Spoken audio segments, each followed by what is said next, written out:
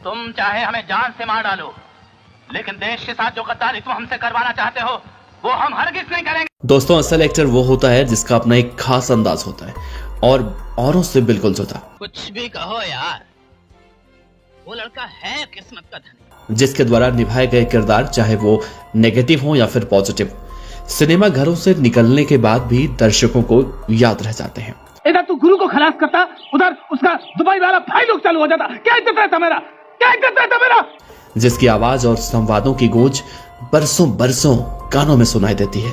अपने शहरी दलालों का डर मत दिखा, ये बॉर्डर को इलाको है, यहाँ मैं ही वकील हूँ, मैं ही जज हूँ और मैं ही जल्लाद। अपनी शानदार एक्टिंग, दमदार आवाज और बेहतरीन संवाद अदायगी के जरिए बॉलीवुड में अपना एक अलग मुकाम बनाने वाले एक ऐसे एक्टर हैं गोविंद नामदेव। हम कहे थे ना तो से एक दिन हम ई कुर्सी पर बैठेंगे। जिनके द्वारा निभाए गए किरदारों को कोई चाहे तो भी नहीं भुला सकता। नक्सलवादी इलाका, यहाँ पानी की बूंद तक नसीब नहीं होगी। फिर चाहे वो विलन की भूमिका हो या फिर कैरेक्टर रोल, दर्शकों के जहन में अपनी छाप छोड़ने में गोविंद हमेशा सफल रहे। कहते हैं मूर्ख। हर तरह के किरदारों को अपनी एक्टिंग से जीवंत कर देने वाले गोविंद नामदेव को बॉलीवुड के सबसे दमदार विलन्स में से एक कहा जाता है। और वैसे भी किसकी हिम्मत है काली बाबू कि आपके छोटे भाई के साथ गर्मी से बात करे। बैंडिट क्वीन का ठाकुर श्रीराम हो या फिर प्रेम ग्रंथ का रूप सहाय, विरासत का विरजू ठाकुर हो या फिर सरफरोश का वीरन, हर किरदार में जान डाल देने वाले गोविंद नामदेव के पर्दे पर आते ही कभी एक दहशत मच जाया करती थी। बंदर है सारा बंदर, वैसे ही नाचेगो जैसे हम नचावेंगे। सैकड़ों विलन्स के बीच अपनी एक अलग पहचान बनाना, वो भी अपनी पहली फिल्म से, और फिर उसे लंबे वक्त तक कायम रखना कोई आसान काम नहीं है। क्यों इस वीराने में अपना गला फाड़ रहा है यार। अच्छा, ये तो बिल्कुल ही चुप हो गया। भैया, इस कानून की वर्दी से सिर्फ इंसान डरता है, जंगली जानवर नहीं, समझे। कभी पर्दे पर खौफ का दूसरा नाम बन जाने वाले गोविंद नामदेव की अपनी कहानी भी बहुत दिलचस्प और प्रेरित करने वाली है, जिसके बारे में आज हम आपसे चर्चा करने वाले हैं। मतलब काला चोर पुलिस का जमाई बनने वाला है। 3 सितंबर 1950 को मध्य प्रदेश के सागर में जन्मे गोविंद के पिता श्री राम प्रसाद जी भगवान की मूर्तियों के कपड़े सिला करते थे, जो कि उनका पुश्तैनी काम हुआ करता था। 6 भाई और 4 बहनों में से एक गोविंद भी इस काम को थोड़ा बहुत कर लेते थे। हालांकि तब वे 7वीं कक्षा में पढ़ते थे। गोविंद के पिता रामायण भी गाते थे। ऐसे में कभी कभी गोविंद उनके साथ गाते और मंजीरा बजाया करते। हालांकि ये सब उनके शौक का एक हिस्सा था। 8वीं कक्षा में गोविंद जी गांधी जी की आत्मकथा पढ़ते हैं, जिनका उनके ऊपर कुछ ऐसा असर होता है कि उन्हें बड़े बड़े लोगों के बारे में जानने की धुन सवार हो गई। उन्होंने नेताजी सुभाष चंद्र बोस और सरोजनी नायडू जैसे महान विभूतियों की जीवनी को पढ़ डाला और खुद उनके जैसा ही बड़ा बनने की ठान ली। सबके बारे में जानने के बाद पता नहीं कहां से गोविंद के मन में ये बात बैठ गई कि सफल होने के लिए दिल्ली जाना और किसी बड़े कॉलेज से डिग्री लेना बहुत जरूरी होता है। बस फिर क्या था, उन्होंने ठान लिया कि दिल्ली जाना है। समस्या अब ये थी कि दिल्ली में रहेंगे कहाँ, क्योंकि ऐसे घर वाले जाने देते नहीं। किस्मत से एक दोस्त के रिश्तेदार का पता उन्हें मिल गया। बस फिर क्या था, 3 महीने की क्लास करने के बाद उन्होंने 8वीं की पढ़ाई छोड़ दी। अपने घर वालों को समझा बुझाकर वो दिल्ली के लिए निकल पड़े। तब सागर से नजदीक के शहर बीना से एक पैसेंजर ट्रेन चला करती थी, जो कि दिल्ली तक जाती थी। और उस जमाने में अपने शहर से दिल्ली जाके पढ़ना बहुत बड़ी बात हुआ करती थी। 18 रुपए के टिकट लेकर पैसेंजर से 3 दिन का सफर करते हुए गोविंद दिल्ली पहुंच गए। गोविंद का इरादा पक्का था कि जो करना है उसमें अव्वल आना है, नहीं तो नहीं करना है। अपने इरादे को जुनून बनाकर उन्होंने 8वीं के एग्जाम में दिल्ली के 14 स्कूलों के जोन में टॉप किया और स्कॉलरशिप हासिल कर ली। उनके आगे की पढ़ाई भी आसानी से स्कॉलरशिप से होती गई। न सिर्फ पढ़ाई बल्कि खेल कूद से लेकर कल्चरल प्रोग्राम और स्काउट और रेड क्रॉस जैसे खेलों में उनका नाम हमेशा अव्वल रहा। गोविंद कहते हैं कि उन्होंने कभी नहीं सोचा था कि वो एक एक्टर बनेंगे। उन्हें तो कुछ बड़ा करना था, कुछ अलग काम करना था, जिससे उनकी अपनी एक पहचान बन सके। 11वीं कक्षा तक आते आते गोविंद को लगा कि उन्हें कुछ जॉब वगैरह करनी चाहिए ताकि वो कहीं अलग रहें, क्योंकि जिनके साथ वो रह रहे थे वहाँ रहना खाना सब उन्हें अच्छा नहीं लग रहा था। नौकरी की तलाश में उनकी नज़र अखबार में छपे नेशनल स्कूल ऑफ ड्रामा यानी कि NSD में दाखिले के इश्तेहार पर पड़ी, जिसमें 250 रुपए स्कॉलरशिप मिलने की बात लिखी थी। गोविंद को लगा कि इस स्कॉलरशिप से आगे की पढ़ाई हो जाएगी और कुछ नया भी सीखने को मिलेगा। उन्होंने फॉर्म भर दिया और सेलेक्ट भी हो गए। NSD में एडमिशन मिलने के बाद गोविंद के साथ एक समस्या और खड़ी हो गई। दरअसल गोविंद हिंदी मीडियम से थे और वहाँ के टीचर अंग्रेजी में बात करते थे। इस चक्कर में उन्होंने 2-3 महीने तक क्लास बहुत ही बेमन से किया और सोचने लगे कि ये जगह शायद उनके लिए है ही नहीं। खैर, उनके टीचर्स ने तब उनकी समस्या को समझा तो हिंदी में समझाने लगे और गोविंद का मन लग गया। साल 1975 के उनके बैच में अनुपम खेर, करण राजस्थान, सतीश कौशिक जैसे बड़े बड़े दिग्गज लोग उनके साथ थे। 1978 में NSD से पास आउट होने के बाद ज़्यादातर लोग मुंबई चले गए, लेकिन गोविंद को लगा कि अभी उन्हें और भी बहुत कुछ सीखना चाहिए, इसीलिए वो दिल्ली में रुक गए। गोविंद अपने सीनियर मनोहर सिंह और सुरेखा सीकरी जैसे दिग्गजों से इतने प्रभावित थे कि उन्हें लगता था कि एक्टिंग हो तो ऐसी हो, वरना हो ही ना। NSD के ही रिपेटरी ग्रुप से जुड़कर गोविंद ने 11 सालों तक खुद को तराशा और इस दौरान पोलैंड, लंदन, जर्मनी के साथ कई और देशों में नाटक प्रदर्शन करके खूब नाम भी कमाया।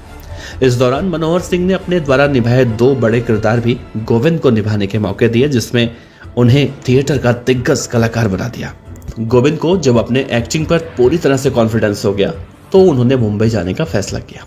साल 1990 में जब वो मुंबई जा रहे थे तब उनकी सोच ये थी कि हिंदी फिल्म इंडस्ट्री में सिर्फ 3 लोगों को ही दर्शक ज़्यादा जानते हैं। एक होता है हीरो, दूसरा होती है हीरोइन और तीसरा होता है विलन यानी कि गुंडा। गोविंद जानते थे कि हीरो बनने की उम्र तो निकल चुकी है, ऐसे में उन्होंने तय किया कि उन्हें अब विलन बनना है। बहरहाल मुंबई आने के बाद उन्हें ज़्यादा स्ट्रगल करने की ज़रूरत नहीं पड़ी। जिन्होंने ड्रामा प्ले किया उनका पिक्टोरियल एल्बम बनाकर वो डायरेक्टर्स से मिला करते थे, जिसका असर ऐसा पड़ा कि उनके लिए कोई ना कोई रोल ज़रूर निकल आता। 3 महीने में उन्हें पहली फिल्म परेश रावल के साथ केतन मेहता की सरदार पटेल मिल गई। मजे की बात यह थी कि इसके लिए उन्हें वापस दिल्ली जाकर ऑडिशन देना पड़ा। जब गोविंद सरदार पटेल फिल्म में काम कर रहे थे तो उसी दौरान उनकी मुलाकात पहलाज निहलानी और डेविड धवन से हुई, जो कि उस वक्त शोला और शबनम बना रहे थे। उन्होंने गोविंद को फाइनल कर लिया और 1992 में रिलीज हुई शोला और शबनम उनकी डेब्यू फिल्म बन गई। सरदार पटेल जो उन्होंने साइन की थी वो 1994 में रिलीज हुई थी। गोविंद नामदेव कहते हैं कि जब वे फिल्म शोला और शबनम की शूटिंग कर रहे थे तो इस फिल्म के उनके को स्टार महावीर शाह ने एक बार गोविंद से कहा कि वो उनकी 25वीं फिल्म है और इन सभी फिल्मों में उन्होंने सिर्फ पुलिस इंस्पेक्टर का रोल किया है। गोविंद को बहुत ताज्जुब हुआ। उन्होंने कहा ऐसा क्यों?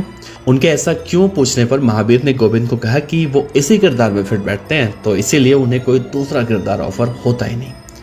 दोस्तों, ये बातें सुनकर गोविंद बहुत घबरा गए और उन्होंने तभी फैसला कर लिया कि इस फिल्म के बाद वो इंस्पेक्टर का रोल नहीं करेंगे, चाहे कुछ भी क्यों ना हो जाए। हुआ भी वही जिसका अंदेशा था। फिल्म रिलीज हुई और हिट हुई और उनके काम को लोगों ने खूब सराहा भी, लेकिन उनके पास इंस्पेक्टर के रोल ज़्यादा आने लगे।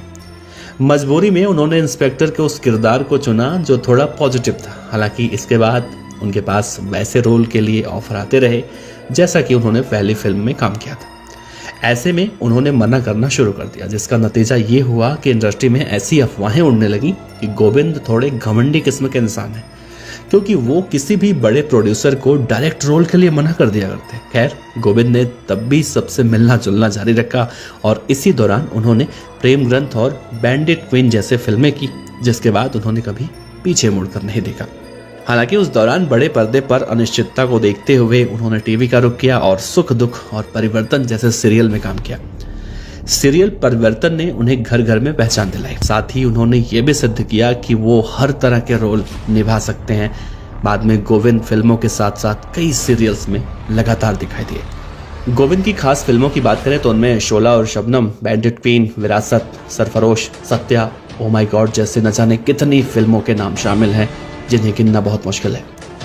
हिंदी फिल्मों के अलावा गोविंद ने साउथ में भी खूब काम किया और 100 से ज़्यादा शानदार फिल्मों का अहम हिस्सा रह चुके। गोविंद पिछले 32 सालों से लगातार अपनी दमदार अभिनय के दम पर फिल्मों में सक्रिय हैं।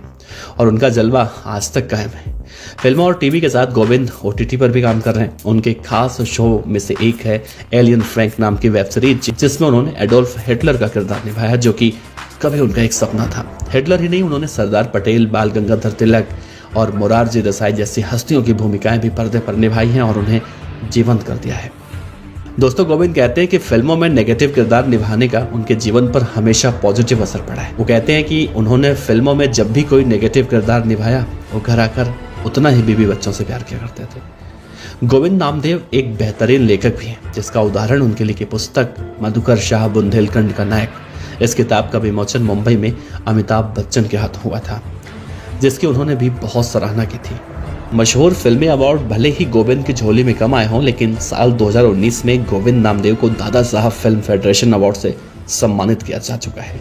गोविंद कहते हैं कि ऐसा नहीं है कि मुझे बॉलीवुड से अवार्ड नहीं मिले, मुझे स्क्रीन अवार्ड मिले हैं और कईयों बार मुझे फिल्म फेयर अवार्ड में नॉमिनेशन भी मिला है। लेकिन अब क्या बोलूं, सभी जानते हैं कि इन अवार्ड में क्या क्या होता है, कैसे और किसे अवार्ड मिलते हैं। कई बार तो एकदम ऐसा लगा कि इस बार तो ये अवार्ड मुझे ही मिलेगा, पर वो मेरी झोली में आया नहीं। कुछ वक्त बाद समझ में आया कि ये अवार्ड एक्टिंग की वजह से नहीं मिला करते, इनको हासिल करने का कोई और ही तरीका है। बस फिर मेरा मन उचट गया। आज मुझे बॉलीवुड से कोई अवार्ड ना मिलने का कोई गम नहीं है, दर्शकों का प्यार ही मेरा असली अवार्ड है। गोविंद के निजी जीवन की बात करें तो इनकी पत्नी का नाम है सुधा नामदेव। दोनों की मुलाकात और शादी का किस्सा भी बहुत दिलचस्प है। दरअसल जब गोविंद NST में थे, उन दिनों एकेडमी में बच्चों का समर कैंप लगा था, जहां मथुरा की रहने वाली सुधा दिल्ली में अपनी बहन के घर घूमने आई थी। वो रोज समर कैंप में अपनी भतीजी के साथ आया करती। साल 1980 में गोविंद और उनकी पहली बार मुलाकात हुई। धीरे धीरे नज़दीकियां बढ़ती गईं और उसके अगले ही साल 1981 में दोनों जीवन साथी बन गए। गोविंद और सुधा जी की 3 बेटियां हैं, मेघा नामदेव, पल्लवी नामदेव और प्रगति नामदेव। तो गोविंद नामदेव के बारे में आपका क्या कहना है, नीचे कमेंट बॉक्स में ज़रूर बताइएगा। आपका बहुत बहुत शुक्रिया।